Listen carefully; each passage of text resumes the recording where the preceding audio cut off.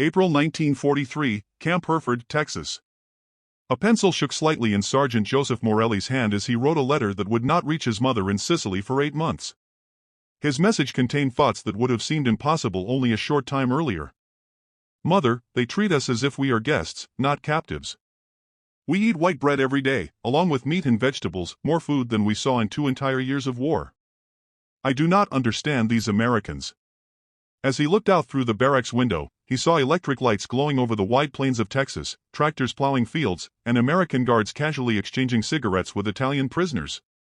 Everything he witnessed contradicted Mussolini's propaganda. Italy was supposed to be building a renewed Roman Empire, while America was supposedly weak, fractured, and ready to collapse. Yet here, inside a prison camp, Italian soldiers were encountering a level of abundance they had never imagined. When the first Italian prisoners stepped into Camp Hereford in April of 1943, they were part of roughly 51,000 Italian POWs who would eventually arrive in the United States. The earliest Italian prisoners had been transported to America in November 1942, after the Allied invasion of North Africa. These soldiers had surrendered in Tunisia after General Giovanni Mess's First Army finally fell apart following months without resupply. They expected brutality, hard labor, perhaps even execution. Instead, thousands later described their experience in letters home with the word paradise. The collapse in Tunisia had happened quickly. After years of fighting across the deserts of North Africa, Italian troops faced hopeless conditions. Supplies stopped coming from Italy. Their German allies viewed them as disposable. At the same time, British and American armies advanced from both sides. Out of the 275,000 Axis soldiers who surrendered in May 1943, approximately 50,000 were Italians. These North African prisoner. The path from surrender to astonishing discovery began in the prisoner collection camps of Tunisia. The Italians were immediately struck by the organized, precise, and efficient nature of the American forces. Medical checkups were detailed and professional, and many prisoners were treated for health issues that had gone ignored for years. They were even issued new clothing to replace their old uniforms, which were more repair patches than original cloth. But what shocked them the most was the food. After months of barely surviving on meager rations, they were suddenly given white bread, canned meats, hot coffee sweetened with real sugar, and even chocolate. The ships that transported them to America, Liberty ships, were on their return trips after delivering supplies to Europe. Instead of sailing back empty, they carried thousands of Italian prisoners, up to 30,000 prisoners every month by the summer of 1943. During the 2-week Atlantic crossing, these men experienced their first undeniable proof that fascist propaganda had lied to them. The ships alone were symbols of industrial power. They were mass-produced with a speed and scale Italy could never match. Italian prisoners also discovered that radar, a technology they had only seen on the most advanced British warships, was routine equipment even on American cargo vessels. Every day in the ship's mess hall brought a new shock. The Americans had machines that made ice cream, endless supplies of fresh bread, constant access to coffee, and plenty of meat. They threw away food that hungry Italians would have treasured. This effortless abundance revealed resources beyond anything they had imagined. When the prisoners finally arrived in places like Norfolk, Virginia, or ports along the West Coast, they stepped into a world that felt unreal. The harbors stretched across vast areas, with docks running for miles. Dozens of ships were being loaded and unloaded all at once. Enormous electric cranes did the work that would take scores of laborers back home. What astonished them even more was the lifestyle of ordinary civilians. Giant parking lots were crowded with cars belonging to everyday workers. In Italy, only the wealthy owned automobiles. Buildings everywhere were lit with electricity. Stores displayed products that had disappeared from Italian markets long before the war. Instead of being herded into filthy cattle wagons like in Europe, the prisoners were transported across America in passenger trains. They traveled in cars with padded seats, electric lighting, and full dining service. As they moved into the interior of the United States, it became clearer with every mile, this was a nation of overwhelming prosperity. Even the smallest towns had electricity, automobiles buzzing around freely, and fully stocked shops overflowing with goods. Factories operated around the clock, running 3 shifts powered by electricity. Even remote farming areas used tractors and had electrical lines installed. Camp Hereford was designated solely for Italian prisoners, while other facilities such as Camp Hearn primarily housed German POWs. The Hereford site consisted of 4 sections, each containing barracks, dining halls, and medical buildings, all enclosed by barbed wire fences watched by armed guards. At its highest capacity, the camp held 3,860 prisoners. Among them, approximately 2,580 were Italian POWs, making Camp Hereford one of the most significant centers for Italian detainees in Texas. Conditions at these camps were far beyond anything the Italian military had ever provided.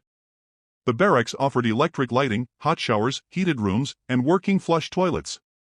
The medical facilities were equipped with machines and tools that Italy had not been able to access since before the war, including X-ray equipment and modern surgical devices.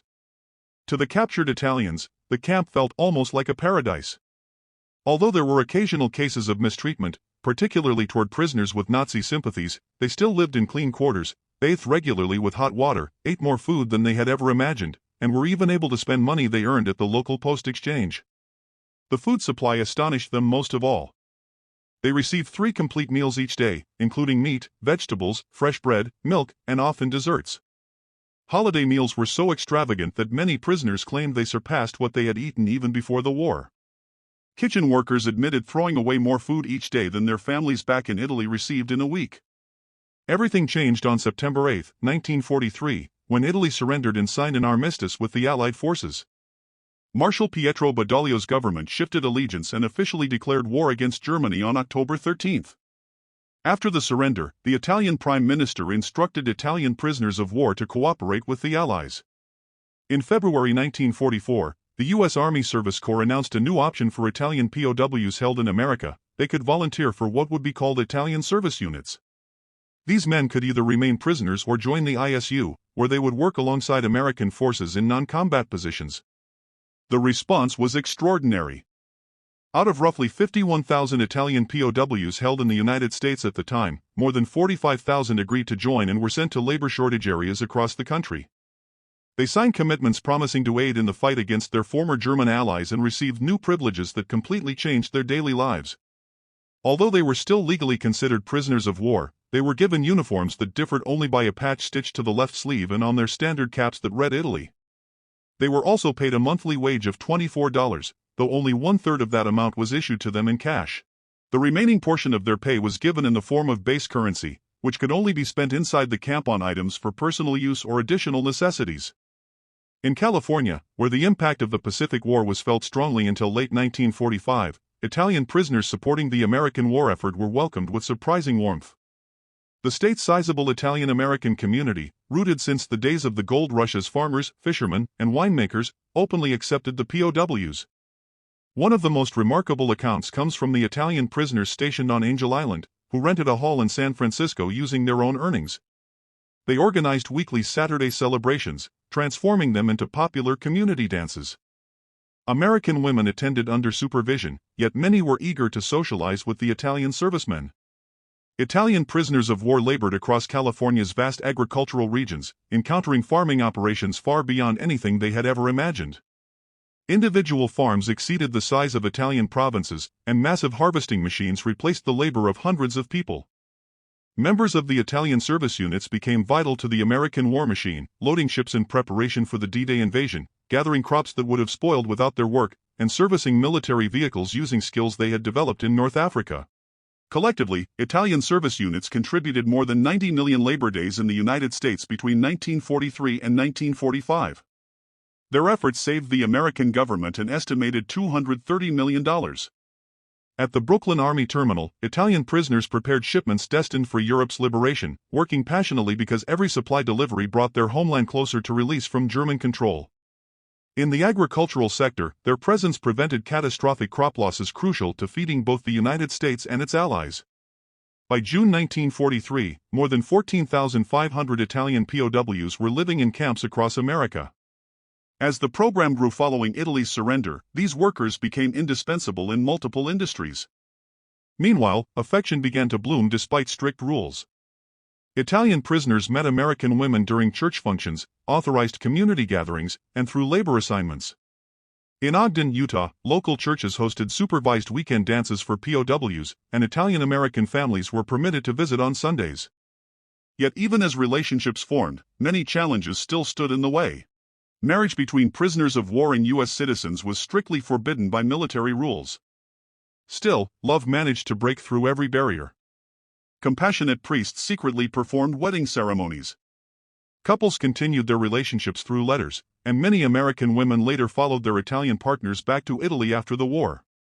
They married there legally, then returned to the United States as spouses of lawful immigrants. In regions with strong Italian-American communities, these civilians became a vital support network. Prisoners were welcomed into homes as honorary family members. They were invited to Sunday meals, assisted in writing letters to loved ones in Italy, and formed bonds that continued even long after the conflict ended. Christmas of 1943 became a deeply emotional turning point. Churches and community groups across America sent care packages filled with chocolate, cigarettes, soap, and other items that even many U.S. citizens struggled to obtain at the time. Local towns organized holiday feasts and gatherings. At Camp Hereford, choirs performed Italian Christmas hymns, and Catholic congregations held midnight services conducted in both Latin and Italian. The holiday meal, complete with turkey, ham, numerous side dishes, and sweets, was a level of abundance that most Italians had not experienced since before World War I. Such generosity towards so-called enemies crushed the final remnants of fascist claims that Americans were weak or cruel. Italian POWs wrote letters home describing a kindness that only a nation confident in its victory could ever display. By 1944, thousands of these prisoners had entered academic and technical training programs. They studied English, mathematics, U.S. history, and trades. Universities offered correspondence courses, and camps began showing Hollywood films while publishing newspapers that progressed from simple bulletins to sophisticated publications debating democracy and the rebuilding of Italy after the war. Prisoners created cultural centers as well, building theaters, forming orchestras, and producing artwork that has survived to this day. In many camps, they constructed fountains, painted large murals, and erected chapels that still attract visitors. These creations were not crude crafts, but skilled professional work that showcased the depth of Italian artistic heritage. When news arrived on June 6, 1944, announcing the Allied landings in Normandy, the Italian prisoners erupted in celebration. The same troops who had once been their adversaries were now the liberators who would eventually free Italy from German control. Italian prisoners of war undertook extra shifts, loading supplies and painting messages on crates that called for the liberation of Rome and the defeat of the Nazis. When Rome fell on June 4, 1944, Italian POWs and Italian-American communities across the United States celebrated together. Former adversaries had now become collaborators in the struggle against Nazi Germany. At Camp Hereford, both prisoners and local residents attended a victory mass that drew thousands of participants. Throughout their captivity, Italian POWs experienced sincere acts of American kindness. When they received news of family members killed in bombings in Italy, American guards and commanders attended memorial services to show support. Local families often adopted prisoners who had lost everything, ensuring they were not alone during holidays. Medical care had a profound impact on the prisoners.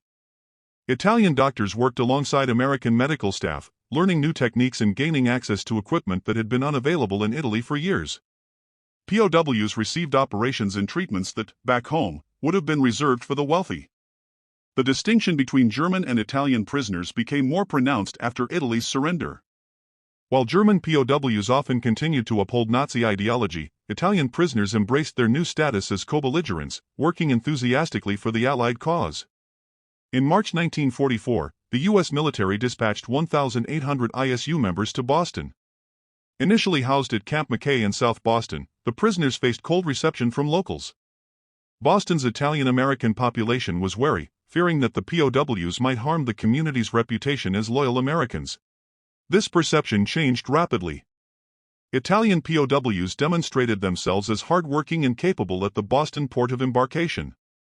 They joined church choirs, cooked for community festivals, and introduced authentic Italian cuisine to second-generation Italian Americans who had never tasted true Italian food. Due to ongoing tensions with South Boston residents, 1,300 of these ISU members were transferred to Pedex Island in Boston Harbor a few months later. On the island, prisoners enjoyed greater freedom, including supervised Sunday boat trips into Boston's North End, where they frequently dined with Italian-American families. Italian POWs witnessed American industrial and agricultural production that defied their imagination. In California's Central Valley, they saw single farms producing more than entire Italian provinces.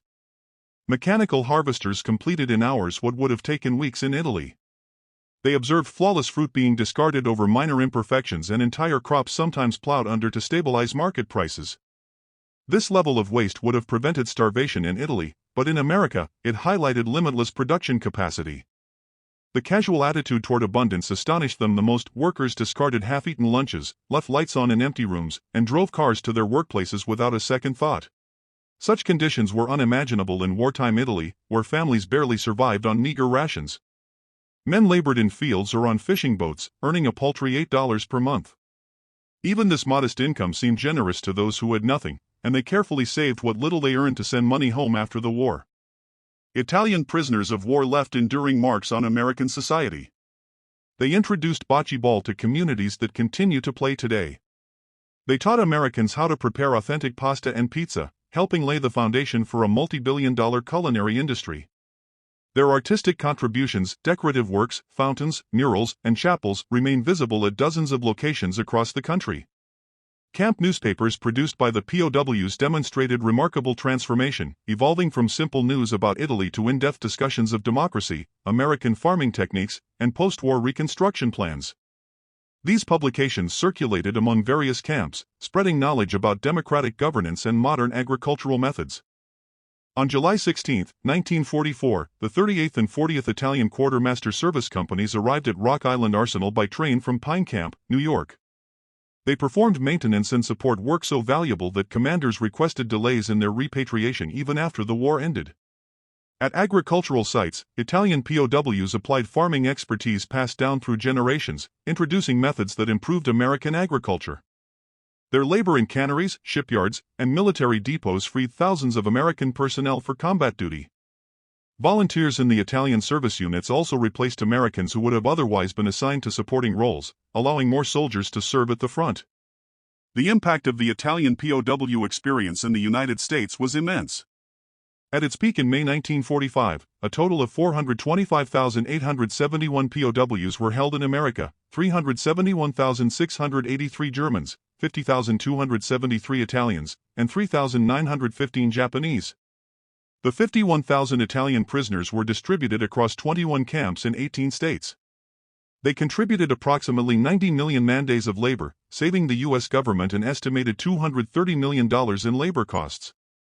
Their work safeguarded critical harvests from spoilage, freed thousands of American men for combat service, and demonstrated successful integration, with 45,000 joining the Italian service units.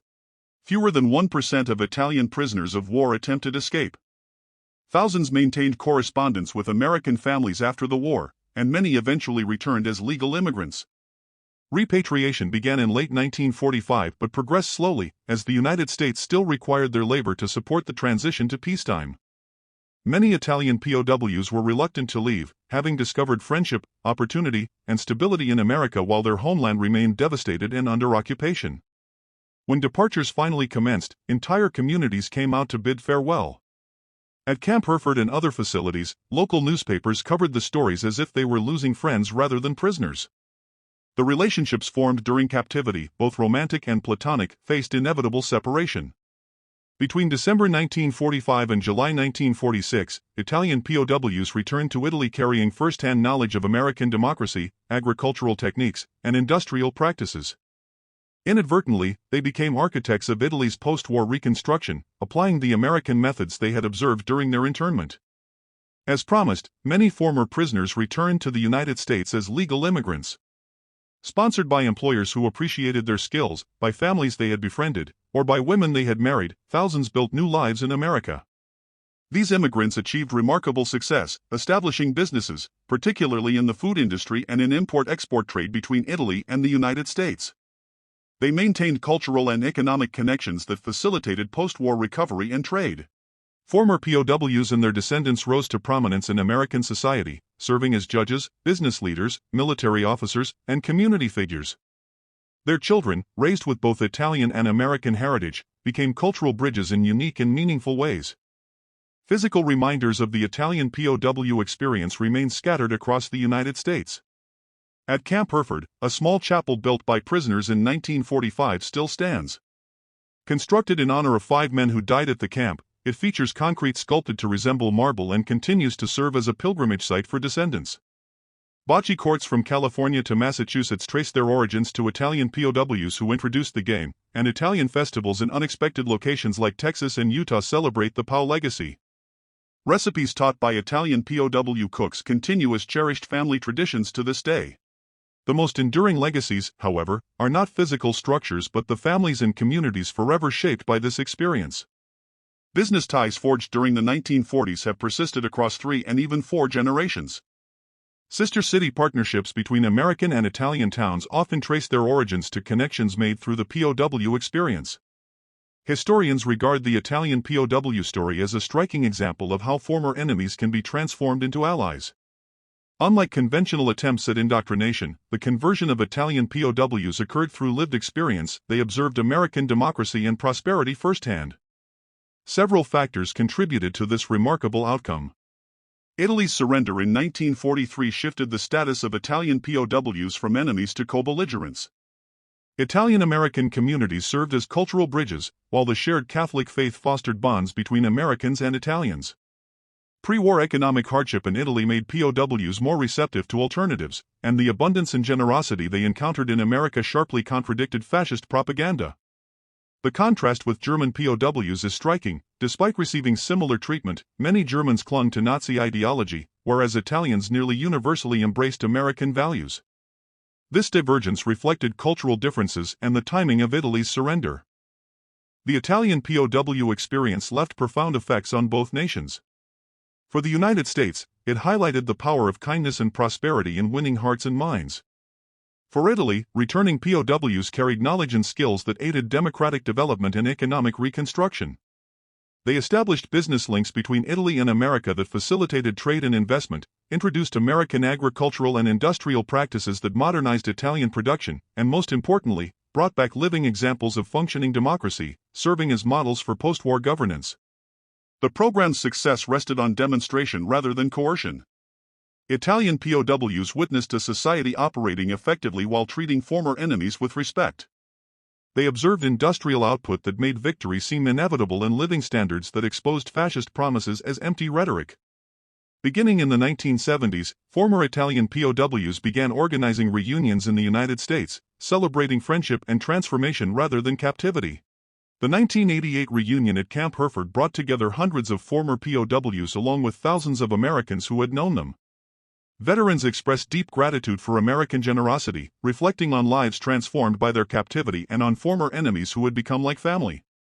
Their accounts highlighted that imprisonment had, paradoxically, been a fortunate experience, opening doors to democracy, prosperity, and enduring friendship.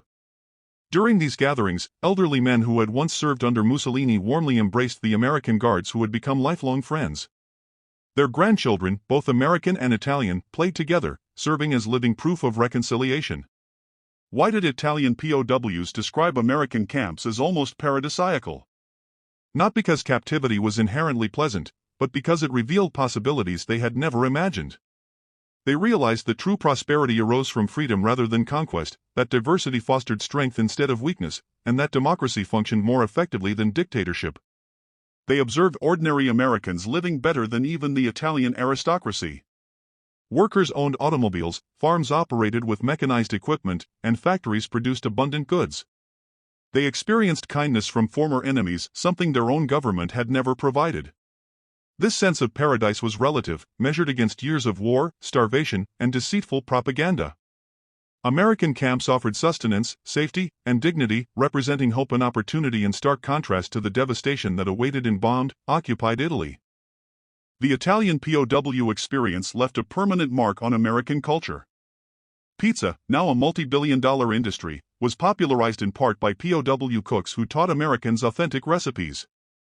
Espresso culture, decades before Starbucks arrived, was introduced to communities by Italian prisoners, who brought the taste of real coffee to towns that had never experienced it.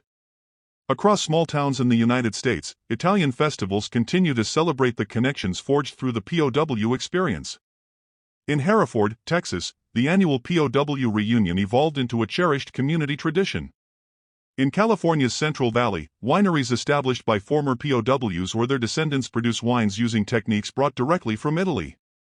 The linguistic influence was notable as well.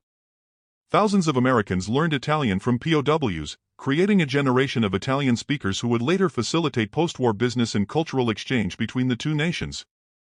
Italian vocabulary became integrated into local communities, especially in culinary and agricultural contexts. Beyond the immediate $230 million in labor value, Italian POWs played a lasting role in fostering economic ties. Former prisoners who became U.S. citizens or maintained professional connections helped facilitate billions of dollars in trade between Italy and America. Agricultural techniques they had observed and later applied in Italy contributed significantly to the nation's post-war recovery of its farming sector. Similarly, industrial practices they had witnessed in the United States influenced Italian manufacturing, playing a part in the economic boom known as the Italian miracle of the 1950s and 1960s. American businesses also profited from these connections, as former POWs offered valuable insights into both Italian and American markets. Trade firms, food producers, and industrial partnerships thrived on relationships first established in the prison camps. Research into the experiences of Italian POWs reveals notable psychological outcomes. Unlike other populations of POWs, many of whom endured long-term trauma, Italian prisoners in the United States exhibited lower rates of depression and PTSD than their counterparts who had never been captured. Psychologists credit this to multiple factors: exceptional treatment that exceeded expectations, purposeful work providing meaning, social integration that reduced isolation, educational programs offering hope, and the transformation from enemy to co-belligerent following Italy's surrender. The psychological benefits extended to family life as well. Children of former POWs frequently reported that their fathers spoke of their captivity in positive terms and unusual perspective on war experiences. This constructive outlook shaped family dynamics and fostered international awareness across generations. Ultimately, the story of Italian POWs in America illustrates the extraordinary potential for transformation even amid the devastation of war. Men who entered America as soldiers under Mussolini departed as champions of democracy. Former foes became companions. Prisoners evolved into collaborators, and many ultimately embraced life as Americans. Through simple acts, sharing meals, delivering medical care, permitting religious observance, and facilitating correspondence with loved ones, America transformed adversaries far more effectively than any propaganda could have. Italian POWs witnessed the best of American society and longed to see the same prosperity and freedom flourish in their homeland. Their impact extended well beyond manual labor. They enriched American culture, strengthened Italian-American communities, and established enduring bridges between nations. Their descendants, whether in Italy or the United States, exemplify the power of reconciliation and friendship after conflict. The POWs discovered their quasi-paradise not within the camps themselves, but in the revelation of what a society could achieve through democracy and liberty. Returning to Italy, they carried seeds of change that would help reconstruct a democratic nation from the ruins of fascism. Ultimately, 51,000 Italian soldiers captured in North Africa experienced in American captivity what Mussolini's empire could never deliver: dignity, opportunity, and hope. They called it paradise not because it was flawless, but because it demonstrated that perfection was achievable. Through their transformation, enemies became family, and two nations forged a bond that persists across generations. Their story is a testament that even in the darkest hours of war, humanity can prevail, that compassion can triumph where weapons fail, and that guiding enemies toward a better path can turn them into allies. The Italian POWs who discovered paradise in America proved that reconciliation is attainable, that democracy sets a powerful example, and that treating foes with dignity can create a victory far more enduring than any military conquest. Although most camps have disappeared, returning to farmland or evolving into suburbs, physical traces remain. In Hereford, Texas, a small chapel endures. In California, bocce courts still resonate with Italian voices. Across countless American communities, families trace their roots to an Italian soldier who found paradise in captivity and chose to stay. They arrived as soldiers of a collapsing empire. They departed as architects of a democratic future. They came as prisoners, discovered paradise, and through that experience, built a friendship between two nations that neither war nor time could ever sever.